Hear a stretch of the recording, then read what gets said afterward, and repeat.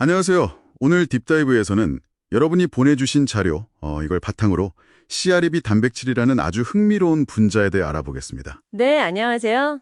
이 작은 단백질이 어떻게 우리 기억, 특히 그 오래가는 장기 기억을 만드는데 핵심적인 역할을 하는지 그 비밀을 함께 파헤쳐 볼 텐데요. 뭐랄까, 뇌 속의 중요한 저장 스위치, 이렇게 생각하면 좀 쉬울 것 같아요. 네, 맞습니다. CREB는 우리가 뭔가 경험하고 배우는 그런 단기적인 신호들을요, 어떻게 뇌에 좀 더 영구적으로, 그러니까 장기 기억으로 전환시키는지 거기에 대한 분자 수준의 설명을 제공해 주죠. 오늘은 이 CREB가 어떻게 작동하는지 여기서부터 시작해서요, 기억력과의 구체적인 관계, 또 특정 질병과는 어떤 연관이 있는지 이런 핵심적인 내용들을 좀 살펴보려고 합니다. 좋습니다. 자, 그럼 이 CREB, 이게 구체적으로 어떻게 작동하는지 조금 더 자세히 들여다볼까요? 핵심은 인산화라는 과정에 있다고들 하는데요. 그러니까 단백질에 인산기라는 작은 분자를 붙여서 그 활동을 조절하는 과정, 맞죠? 네, 정확합니다. 특히 그 SIR133이라는 특정 지점, 여기 인산기가 붙는 게 아주 결정적이라고 하더라고요. 정확히 보셨습니다. 다양한 어떤 학습 관련 신호들이 있잖아요. 이게 세포 안으로 들어오면 여러 경로가 있어요. 예를 들면 PKA, CAMK, MAPK 같은 이런 다양한 신호 전달 경로들을 통해서 결국은 CREB에 바로 그 SIR133 위치에 인산기를 딱 붙이도록 유도하는 겁니다. 아하. 마치 여러 갈래 시냇물이 하나로 합쳐지는 그런 수렴점 같은 역할을 하는 거죠. 수렴점. 네, 여기서 특히 흥미로운 점은요, 신호의 종류, 그러니까 어떤 경로로 전달되느냐에 따라서 CREB가 활성화되는 속도나 지속 시간이 다르다는 거예요. 예를 들어 CAMMK 경로는 좀 빠르고 일시적인 활성화를 유도하고요. MAPK 경로는 조금 더 느리지만 더 길게 지속되는 활성화를 유도합니다. 이게 어쩌면 뇌가 단순히 정보가 있다 없다 이걸 넘어서서 그 정보가 얼마나 강한지 또는 얼마나 오래 지속되는 자극인지를 구분해서 처리하는 뭐랄까 굉장히 정교한 방식일 수 있다는 거죠. 와, 그러니까 단순히 그냥 껐다 켰다 하는 스위치가 아니고 들어오는 정보의 성격까지 파악해서 반응한다. 굉장히 스마트한 시스템이네요. 그래서 그 자료에서 봤던 CREB 기능이 손상된 쥐는 단기 기억은 괜찮은데 장기 기억 형성에만 문제가 생긴다는 내용이 이제 좀 이해가 되네요. 네, 맞아요. 그 실험 결과가 시사하는 바가 아주 큽니다. 이게 분자 수준에서 그렇게 딱 구분이 되는군요. 네, 장기 기억 LTM이라고 하죠. 이게 형성되려면 단기 기억 STM과는 다르게 새로운 단백질들이 만들어져야 하거든요. CREB가 바로 이 단백질 합성을 지시하는 핵심 분자 스위치 역할을 한다는 아주 강력한 증거가 되는 거죠. 단백질 합성 스위치? 그렇죠. CREB가 활성화되면 예를 들어서 뇌 유래 신경 영양인자 BNDF라고 부르는 단백질이 있어요.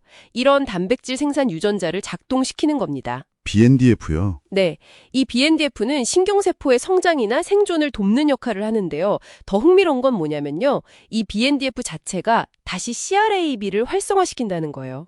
정말요? 네, 일종의 긍정적 되먹임 고리, 그러니까 포지티브 피드백 루프를 형성해서 기억 형성 과정을 더 강화하고 오랫동안 유지되도록 돕는 거죠. 와, 스스로 계속 강화하는 시스템이네요. 맞습니다. 그리고 CREB는 단순히 시냅스 연결, 그 효율만 높이는 게 아니고요. 특정 신경세포들을 더 쉽게 흥분하도록 만들 수도 있어요. 마치 컴퓨터에서 중요 파일 즐겨찾기 하듯이 특정 기억 정보를 우선적으로 저장하고 또 쉽게 불러올 수 있도록 만드는 역할도 할 수 있다는 겁니다. 뭔가 중요한 정보다 딱지 붙여주는 셈이군요. 그렇죠. 근데 근데 자료를 보니까 CREB가 신경세포, 그러니까 뉴런에만 있는 게 아니라고 하던데요. 성상세포라는 다른 뇌세포에서도 발견된다고요. 네, 맞습니다. 성상세포에서도 발견됩니다. 거기서는 그럼 어떤 역할을 하나요? 뉴런이랑 다른가요? 네, 조금 다릅니다. 성상세포는 아시다시피 뉴런을 지지하고 영양분 공급해주고 여러 가지 지원 역할을 하는 세포잖아요. 이 성상세포 안에 있는 CREB는 뉴런의 CREB와는 좀 다른 종류의 유전자들을 조절해요. 주로 이제 신경을 보호하거나 에너지 대사를 돕는, 그러니까 뉴런이 제 기능을 잘 하도록 돕는 그런 지원 역할을 하는 거죠. 서로 돕는 거네요. 네, 뉴런과 성상세포가 이 CREB를 통해서 서로 협력하면서 뇌 기능 전체를 유지하는 겁니다. 그렇군요. 근데 이렇게 중요한 CREB 기능에 문제가 생기면 뭐 심각한 결과를 초래할 수도 있겠네요. 예를 들어 질병 같은 거요? 맞습니다. 특히 알츠하이머병 같은 경우에 관련 연구가 있는데요. 알츠하이머병의 주요 원인 물질 중 하나로 알려진 아멜로이드 베타 단백질 있잖아요. 이게 야콥이라는 특정 단백질을 통해서 CREB의 기능을 차단, 그러니까 셧오프 시켜서 신경세포 손상을 유발한다는 사실이 밝혀졌어요. 야콥 단백질이 CREB를 끈다고요? 와, 이건 정말 중요한 발견인데요. 그럼 알츠하이머 치료에 새로운 어떤 타겟이 될 수도 있겠군요. 네, 그럴 가능성이 충분히 있습니다. 연구가 진행 중이고요. 다만 이 CREB의 역할이 또 그렇게 간단하지만은 않아요. 예를 들어서 우울증이나 불안장애 같은 기분장애의 경우에는요. CREB의 역할이 뇌의 어느 영역에서 활성화되느냐에 따라서 정반대로 나타나기도 합니다. 정반대요? 네. 기억 형성이 중요한 해마에서는 CREB 활성이 긍정적인 효과, 그러니까 기억력 향상 같은 효과를 보이지만요. 보상이나 동기부여와 관련된 중격의지핵이라는 뇌 영역에서는 오히려 CREB 활성이 우울증과 유사한 행동을 유발할 수도 있다는 연구 결과도 있어요. 헐. 그럼 치료법 개발할 때 정말 조심해야겠네요. 영역별로 효과가 다르니까. 맞습니다. 그래서 CREB를 투적으로 하는 치료법을 개발할 때는 굉장히 신중한 접근이 필요한 거죠. 자, 그럼 오늘 이야기 나눈 내용을 좀 정리해 볼까요? 이 CREB 단백질은 다양한 학습 신호를 딱 받아서 통합하고 장기 기억 형성에 필요한 유전자들을 켜는 아주 결정적인 분자 스위치 역할을 한다. 네, 핵심적인 역할이죠. 그리고 단순히 기억력 조절뿐만 아니라 신경세포의 구조 변화나 흥분성 조절, 또 다른 뇌세포, 아까 말씀하신 성상세포와의 협력에도 관여하고요. 맞습니다.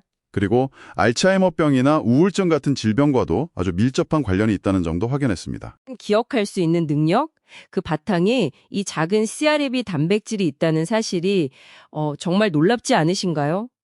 하지만 동시에 기억해야 할 것은 이 CREB의 기능은 너무 과해서도 안 되고 또 부족해서도 안 되고 아주 정교하게 조절되어야만 한다는 점입니다. 균형이 중요해요. 그렇죠. 균형이 깨지면 오히려 문제가 될 수 있다는 거. 그리고 오늘 우리가 살펴본 것처럼 오랫동안 CREB 활성화의 핵심으로 여겨졌던 그 특정 부위, SOR133의 인산화가 정말 필수적인지에 대해서는 여전히 과학계에서 논쟁이 진행 중이라는 점도 흥미로웠어요. 네, 그 부분도 아직 더 연구가 필요한 부분이죠. 어쩌면 우리가 아직 발견하지 못한 기억을 조절하는 또 다른 숨겨진 메커니즘이나 조절 인자가 존재할지도 모르는 일이고요. 이 부분에 대해서 여러분도 한번 깊게 생각해 보시면 어떨까요?